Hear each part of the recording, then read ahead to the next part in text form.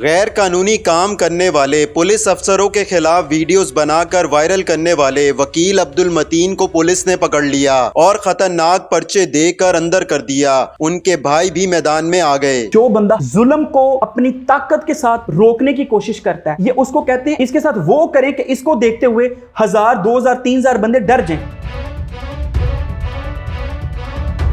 Advocate Abdul Mateen के भाई advocate Abdul haleem हमारे साथ मौजूद है। इनसे जानेंगे कि अब्दुल मतीन को पुलिस ने क्यों गिरफ्तार किया और अब केस कहां तक पहुंचा है। अब्दुल हलीम साहब, ये बताइएगा कि आपके भाई को कब गिरफ्तार किया गया और क्यों गिरफ्तार किया गया, और इतनी बड़ी तादाद में पुलिस एहलकार पहुंचे, कहां पहुंचे थे, कहां से गिरफ्तार किया?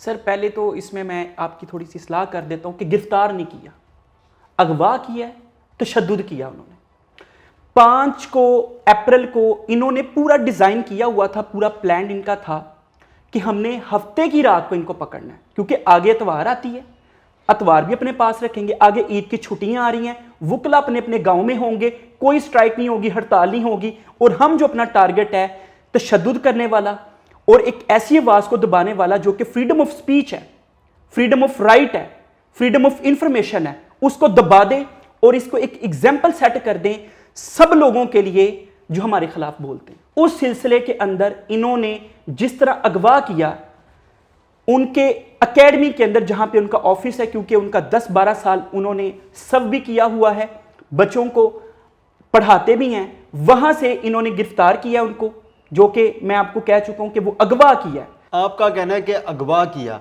पुलिस कहती है हमने अगवा नहीं किया, गिरफ्तार किया। पुलिस ने कहां से गिरफ्तार किया, किस जगह से किया था उन्हें?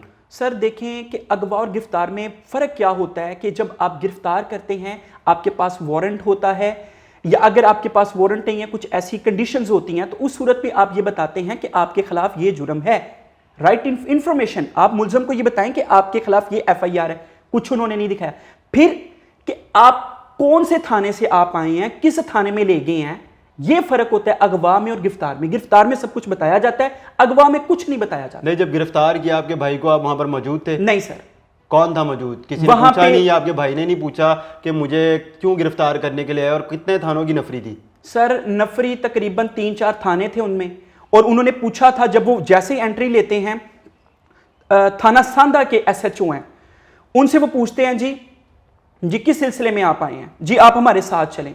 उन्होंने बताया कोई FIR, कोई वारंट, उन्होंने क्या फाड़े नु, उसको पकड़ा है, और आप पिस्टल देख लें उस बंदे के हाथ के अंदर के, उसने पहले कनपट्टी के ऊपर रखी हुई है कि बंदा हिल ना सके, और उसके बाद अगर आप अगली वीडियो में देखते हैं कि वो थोड़ा सा आगे जाते हैं तो वो उसकी बैग उनके सर के ऊपर मार रहा है, और कुछ बंदे जो नकाब पोश हैं वो मुक्के मार रहे मुंह के ऊपर और ठुड्डे मार रहे हैं।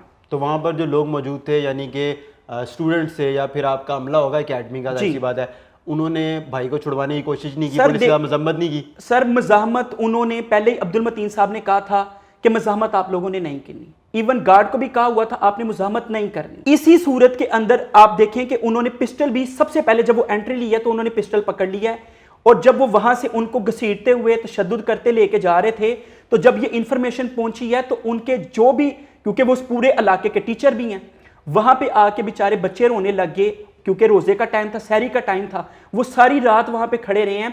फिर मुझे कॉल्स आ रही थी कि सर अब्दुल मतीन भाई के साथ क्या हो गया है, CIA ले गया है, इंटेलिजेंस ले गई है, पुलिस ले गई है, कौन से थाने के अंदर है। वहां पे पूरे मोहल्ले वाले सारी रात बेचारे जागते रहे। मुकदमा क्या दर्ज किया, किन दफात के तहत दर्ज किया? 6 तारीख को, 6 अप्रैल को। तब पता लगा जी रपट के अंदर ये लिखा हुआ है जी इनके ऊपर प्रिवेंशन एक्ट का, यानी जिसे PIC एक्ट कहते हैं, वो लगाया। फिर कुछ देर बाद पता लगा जी हमने कॉल की, क्योंकि हमने हर जगह अपने बंदे छोड़े हुए थे, पता लगा जी ATC पेश कर दिया, दहशतगर्दी की दफात लगा दी है कि ये कार्य सरकार में मुदाखलत की है और इन्होंने दहशतगर्दी की है। नहीं तो आपके भाई ने ऐसा क्या किया है जो दहशतगर्दी की दफात लगाई है, फिर कार्य सरकार में मुदाखलत की लगा दी है? सर यहाँ पे जो बंदा हक की जुबान बोलता है, बढ़ता है, जुल्म को अपनी ताकत के साथ रोकने की कोशिश करता है, ये उसको कहते हैं एनो एग्जाम्पल सेट कर दे, इसके साथ वो करें कि इसको देखते हुए 1000, 2000, 3000 बंदे डर जाएं। हालांकि उनको ये पता नहीं है कि आप जितना किसी चीज को दबाते हैं उतना वो ऊपर उछलती है, इससे क्या जो है वो वकील दब जाएंगे और आएंगे ऊपर।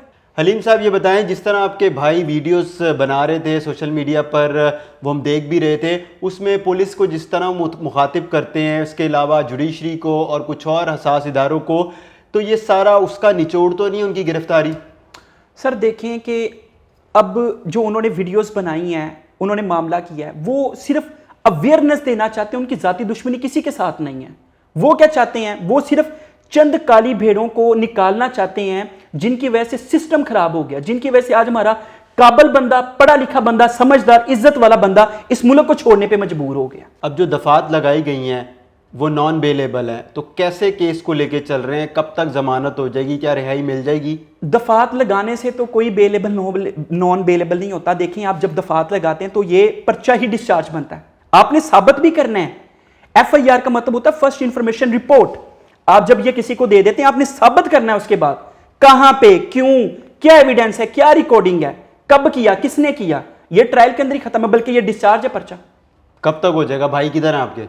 अभी तो वो कैंप जेल के अंदर है। तो जितने दिन पुलिस ने अपने पास रखा है, जितने घंटे, उसमें कोई तशद्दुद भी किया?